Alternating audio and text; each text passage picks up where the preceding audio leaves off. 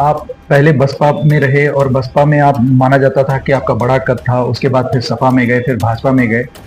तो लोगों ने एक सवाल उठाया कि सत्ता का लोभ है, कुर्सी पर बने रहना चाहते हैं, या फिर किसी पार्टी की विचारधारा मैच नहीं। नहीं, मैं देखिए, मैं बसपा कैडर का आदमी रहा हूँ, मैं उसे स्वीकार करता हूँ और मेरी पैदाइश बसपा में हुई है, इसमें कोई शक नहीं है। मैं डॉक्टर अंबेडकर को फॉलो करने वाला व्यक्ति हूँ, महात्मा ज्योतिराव फूले को फॉलो करने वाला व्यक्ति रहा हूँ, गौतम बुद्ध साहब को मैं फॉलो करता हूँ, रविदास को फॉलो करता हूँ और कबीर दास को फॉलो करता हूँ। और इस तरह से मैं बसपा में जुड़ा और मिशन को लेकर आगे बढ़ने का शपथ लेकर के आगे बढ़ा। लेकिन मान्यवर कांशीराम साहब के हम शिष्य रहे, मायावती जी के हम कभी शिष्य नहीं रहे और न वो मेरी कभी नेता रही है और न मैं उन्हें नेता कभी माना, न आगे मैं मानता हूं। हाँ, अगर वो भाई हमें मानती है तो हम उन्हें अपना बहन मानते, लेकिन बहन मानना या भाई मानना एक अलग विषय है, नेता मानना एक अलग विषय है। कांशीराम साहब को उन्हें अपना उत्तराधिकारी नहीं बनाना चाहिए था। तो ये मानते हैं कि बड़ी चूक हुई है। ये बड़ी चूक हुई मान्यवर साहब से। जब बाबा साहब डॉक्टर अंबेडकर साहब अंतिम दौर में उनके अनुयायियों ने पूछा कि आपके जाने के बाद आपका यह मिशन कारवां कौन लेकर के चलेगा, तो डॉक्टर अंबेडकर साहब ने कहा कि इस रुके हुए कारवां को या चलते हुए कारवां को लेकर आगे जो बढ़ाएगा वही जो है मेरा वारिसदार होगा। लेकिन उन्होंने किसी व्यक्ति का नाम नहीं लिया। जो संघर्ष करेगा, जो कारवां को लेकर आगे जाएगा, जनता उसके पीछे जाएगी। तो जब डॉक्टर अंबेडकर ने अपना वसीयत अपने लड़के को नहीं दिया, तो फिर मान्यवर कांशीराम साहब ने मायावती को अपना वसीयत कैसे दे दिया? तो इसलिए यहाँ पर यह गलती हुई है मान्यवर साहब से। और जब गौतम बुद्ध और महात्मा ज्योतिराव फूले और डॉक्टर अंबेडकर और कांशीराम, ये चारों महान पुरुषों ने ये कहा कि बहुजन हिताय बहुजन सुखाय का नारा दिया, तो बहन जी ने इसको बदल करके सर्वजन हिताय सर्वजन सुखाय कर दिया। उन्हें यही नहीं पता है कि बहुजन माने बहुत सारे लोग होता है या बहुजन माने 85 होता है। उनको यही नहीं पता चल पाया और इसको उन्होंने गलत डिफाइन किया। गौतम बुद्ध ने बहुजन हिताय बहुजन सुखाय इसलिए कहा कि बहुत सारे लोग सुखी रहे और बहुत सारे लोग खुश रहे। अगर सर्वजन हिताय सर्वजन सुखाय कर देंगे तो 302 वाला कहां जाएगा, 376 वाला कहां जाएगा, 354 वाला कहां जाएगा, डकैती करने वाला कहां जाएगा, बलात्कार करने वाला कहां जाएगा, चोरी डकैती करने वाला कहां जाएगा? तो कोई भी विद्वान व्यक्ति ये कैसे कह सकता है कि सबका सभी खुश रहे, सभी का भला हो? ये कैसे संभव है? संभव नहीं है। संविधान में व्यवस्था बनी हुई है कि आप ये गलत काम करेंगे तो आपको ये सजा मिलेगी। तो महात्मा गौतम बुद्ध ने इसीलिए सर्वजन हिताय सर्वजन सुखाय की बात नहीं कहा।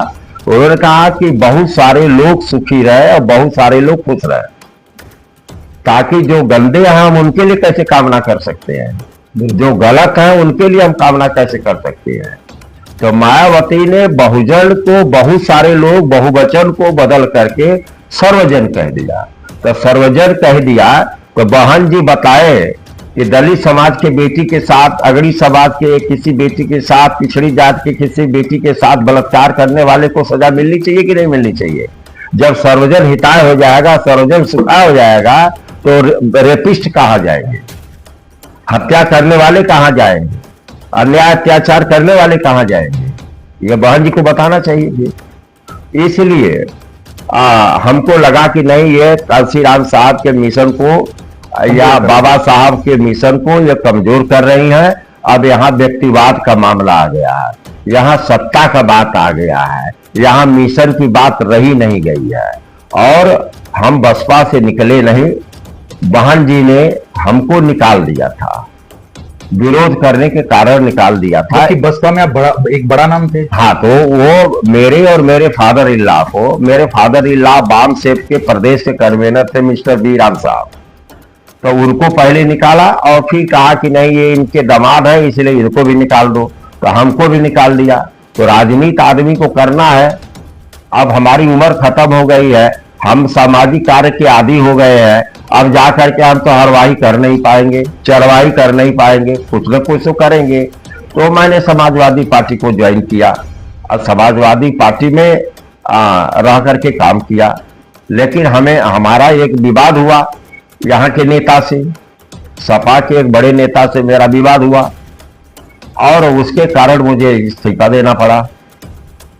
नहीं, मेरा मुलायम सिंह यादव जी से पटरी था, राम गोपाल जी से मेरा अच्छा संबंध और शिवपाल से मेरा अच्छा संबंध, और अखिलेश तो मेरे सामने जो है एक तरह से राजनीति में आए। और जब वो पहला चुनाव लड़ रहे थे तो मैं छिबरा मऊ जो विधानसभा है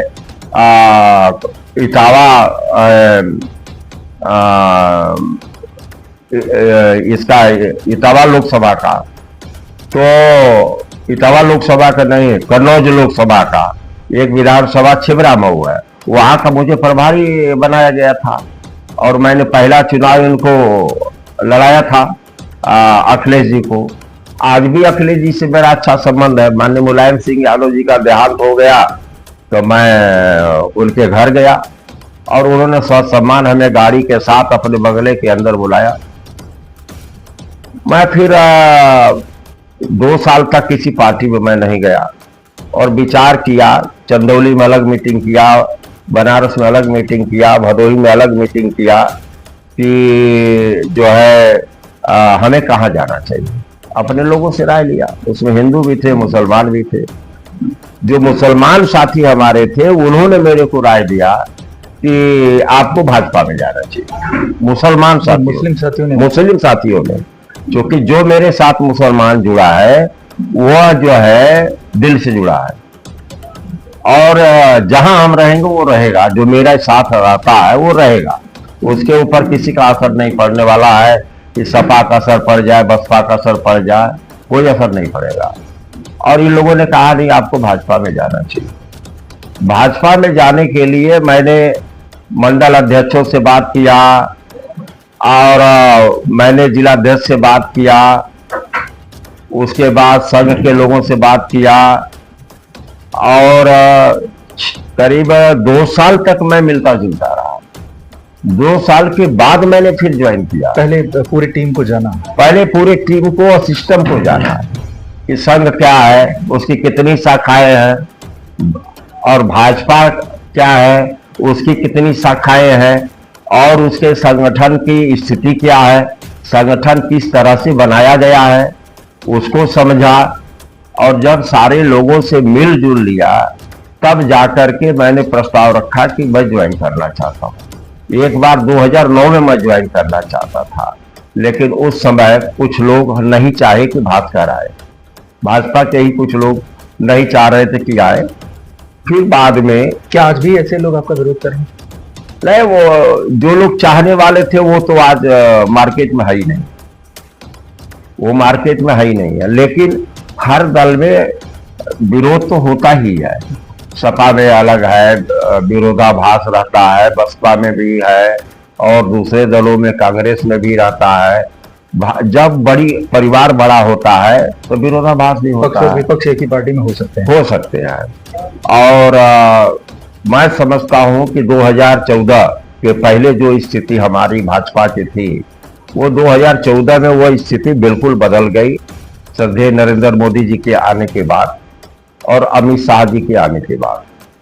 और इन लोगों ने और संगठन ने मिल करके जो दलित को और बैकवर्ड को जोड़ना शुरू किया, ये जादुई काम किया। और वो काम आ रहा है। देखिए, हिंदू समाज जब तक संपूर्ण रूप से एक साथ नहीं रहेगा तब तक जो अवधारणा है राष्ट्रीय स्वयंसेवक संघ का या भारतीय जनता पार्टी का, वो पूरी नहीं होती है। इसलिए समस्त हिंदू समाज को समरसता के धागे में पिरो करके सबको एक रखा जाएगा, तो आजीवन हम सुरक्षित रहेंगे और हम विकास के रास्ते पर प्रशस्त रहेंगे। आकाश भूमि न्यूज, राष्ट्रीय समाचार पत्र व वेब न्यूज चैनल, निडर पत्रकारिता की एक अनोखी झलक।